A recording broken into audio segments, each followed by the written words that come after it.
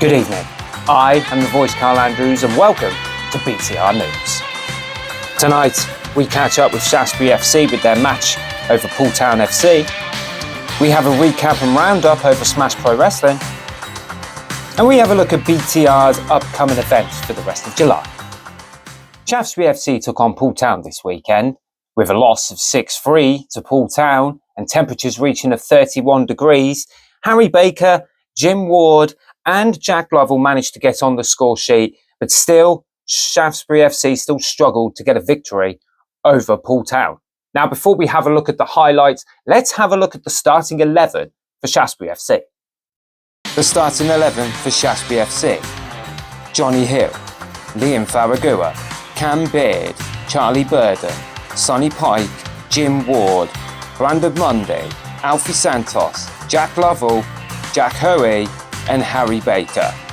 On the bench, we have Finn Moncrief, Ewan Joyce, Luke Burbridge, Moss Jackson, Harry McCohen, Brendan and Tyler Roberts-Disson. Now let's take you to the highlights of Shaftesbury versus Poole Town.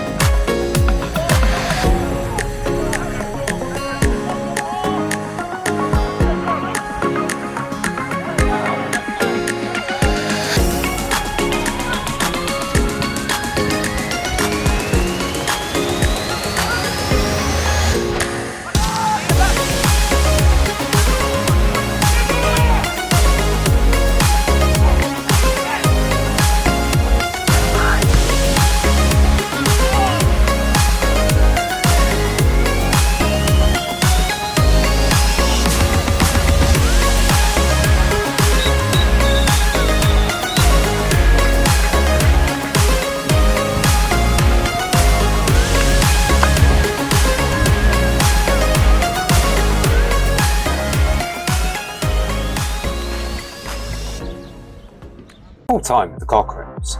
Shaftesbury FC 3, Poole Town FC 6. Now to Matthew Mullins, Jim Milligan and Jack Owen. Hi Jim, 6-3 defeat against Poole Town today. What's your thoughts on that performance in this sweltering conditions? Oh, wasn't it hot? Positives. You're always coming into these games with a view of taking the positives out of it, but also where we conceded the 6 goals, we'll review that. We'll spend a bit of time going over and try to learn from it. Do you know what I mean? We'll go through it. There was mistakes. It was hot, but we're not going to use that as an excuse. I mean, Poole Town had 11 players out there playing in the same temperature. So what they did well was break lines, got behind, passing it really well, and we were just a little bit slow to maybe keep up with the pace of it. I think one of the goals was, well, all the goals are good, but one of them was good. I think the other ones I'm going to put down to our errors. That's not taking it away from Poole, but I just think if we were better in our transition and our principles of play, we probably could have made it a bit more of a better scoreline. Harry Baker's goals, he practices them in training, does he? No, but maybe we should just let him do his own thing. I think he sensed that. I think we said in the dugout, like, as soon as he took the turn, we were like, he's going for this, and keeper was off his line, and yeah, it was nice for him getting a goal sheet there. Keeps him motivated. And Moss coming on, doing well. Good little kid, isn't he? Oh, he's a good player. We're doing everything we can to keep hold of him, and we're trying to protect him. He's only 16. He's a player out there that effectively at this standard could probably be getting 90 minutes every week, but we're giving him, or we're trying to break him in. I mean, we're trying to sort of say to him, look, we know you're frustrated, but let's come on 45 minutes, do what you do. And I mean, three byline crosses. I mean, that was the difference. Poole Town in the first half would have took them 3 chances, and we just weren't clinical enough. So I know it's too early to tell, but you got a starting 11 in mind for the first game of the season? The way I look at it at the moment, we've got a big squad. We've got 24 players. We've had good chats with a lot of them. I don't look at a starting 11. I look at a starting 18. 11 with the subs and everything else. So, and it's there for everyone. I think it'd be wrong to say that I've got a starting 11, because these pre-season friendlies are all about us seeing who can play and who's fighting, who wants it more, and who adapts, who listens. And you know, I mean, we're quite lucky to have a large squad at pre-season for us to look at it. One final one, lads. Looking forward to Saturday. How are you going to prepare for that? Yeah, good. Yeah, we'll come in Tuesday. I mean, we'll look for a reaction. Pre-seasons, I'm not one of these managers. It's like, oh yeah, the result doesn't matter. The result does matter, because that's what we need to take into it. And we'll get hard work on Tuesday, and we'll look to go from there. I think we've got the Hospital Cup final on the Thursday, actually.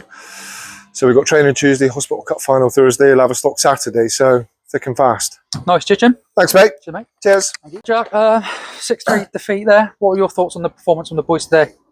Yeah, I mean, it was tough. They're a good side. They are probably a couple of weeks ahead of us, but obviously, they moved the ball really well. It was a different challenge for us today, I'd say. We're used to kind of having a lot of the ball down here, playing our way, but they kind of made that difficult for us. A lot of rotations, a lot of people dropping in, and it gives us something to think about for sure, because I think, like I said, they've done well today. They're probably going to do hopefully well next year. But yeah. How did you adapt to the formation change during the second half? So yeah, we've been practicing realistically sort of a 3-5-2, but we switched up today to a 4-3-3. And I don't know how it affected us. Maybe it was a bit of not knowing who was where at times, but like I said, I think their rotations were good, and centre halves were comfortable on the ball, and centre midfielders dropping into areas where we don't really want to go, and then number 10's dropping in from there, and it was one of them where I think the 4-3-3 is probably more comfortable for us, looking at what we've got, and what the gaffer wants us to do in terms of, like I said, keeping the ball, getting the ball wide, really stretching this pitch, because we've got a lovely big pitch down here. So I think 4-3-3 going forward suits us, and hopefully, like I said, we can kick on now. What are your expectations as a player this season? Another season at Shaftesbury? Yeah, another season at Shaftesbury. So I finished off down here, and obviously it was a bit of a up and down season last season. Well, first of all, I definitely like to think what we've got in there and what the expectations are is going to be a lot higher than what happened last year. We obviously want to be successful, and we'll probably just take it sort of game by game and see how it goes. But yeah, look, we want to be successful. We're not here. Players are not here to just make up the numbers. So hopefully, like I said, we hit the ground running, start the season, and see where it takes us come Christmas time and beyond. This final one, what's it like playing under Jim? Yeah, Jim. What can we say about Jim, eh? Yeah, I think his passion is unmatched at this level, really, to be honest. I think people sometimes get the wrong end of the stick with him. But look, he loves his football. He loves Shaftesbury, and he wants to play front foot attacking football, and that sort of suits my style. That's what I want to do. I want to keep the ball. I want to look after the ball, and really sort of, like I said, get some goals down here for myself as well as others. And yeah, hopefully that's the sort of style. And yeah, I really like working on the gym. So yeah, Lovely. Cheers, Jack. thank you very much. Join us after the break, where we will have a recap and roundup of a Smash Pro Wrestling. See you in a bit.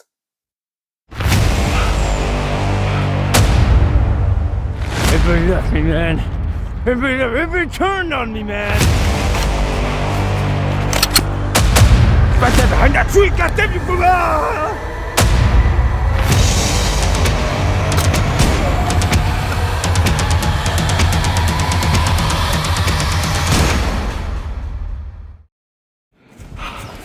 Nobody said how difficult it would be to be the world's greatest, coolest uncle. If he is! God damn it! Again!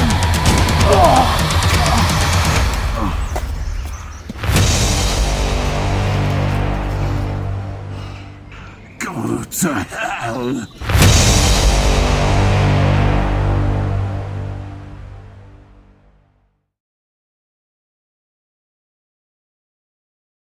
Welcome back. This past Friday, Smash Pro Wrestling had announced the country big Josh Knott has announced himself into the Open Challenge Championship match.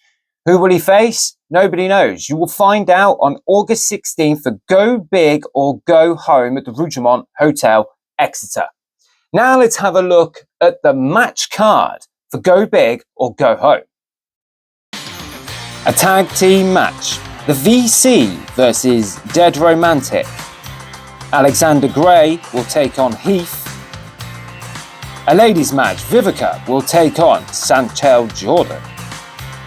Alexander Vane will take on Alexander Murdoch. Of course, the Open Challenge Championship match, Country Big will take on somebody. And of course, the main event will be for the Smash Pro Wrestling Heavyweight Championship. Champion H. Hood to defend the title against Will Cruz. Now let's have another look at the Open Championship belt made by JFX 3D.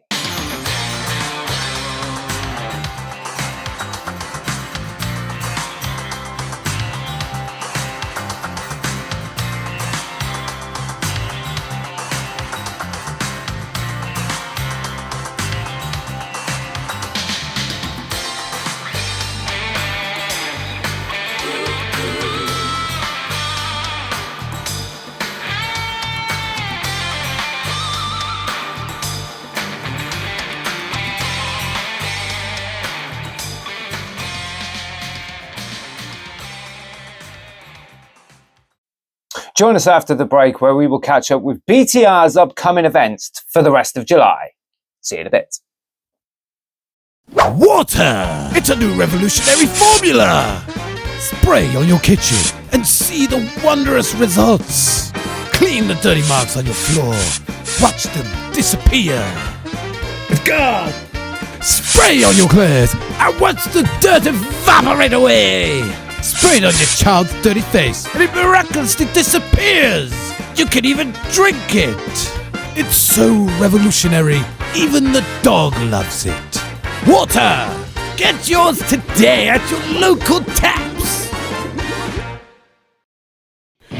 August 16th, Smash Pro Wrestling presents Go Big or Go Home at the Rougemont Hotel, Exeter. Doors open at 4 p.m. First bell at 5 p.m. Front row tickets now sold out. £16 general admission.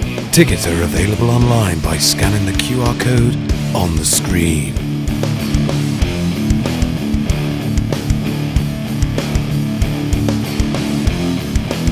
Welcome back. Now it's time to look at BTR's upcoming events for the rest of July. Shaftesbury Fringe have an event on, 3-day event on the 18th, 19th and 20th of July. BTR Entertainment will be there on Friday the 18th of July, filming all day long, getting interviews and getting you the story of the Shaftesbury Fringe. We have 2 more pre-season friendlies from Shaftesbury FC. One of those will be against Laverstock on the 19th, Saturday 3 p.m. at home. And another one, the last one, against Hamworthy Rec on the 22nd at home, 7:45 on Tuesday. Plus, towards the end of the month, on Friday, July the 25th, Finn's Summer Party, T.S. Andrews Experience will be there at Roscoe and Co. This is going to be a great night of entertainment and music down at Finn's in Weymouth. Make sure you get down there and catch some great live music. That is all for BTR News. I am the voice, Carl Andrews, and we will see you next time on BTR News. Good night.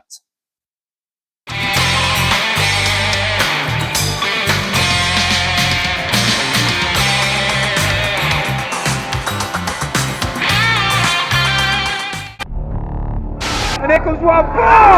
Put BTR to death!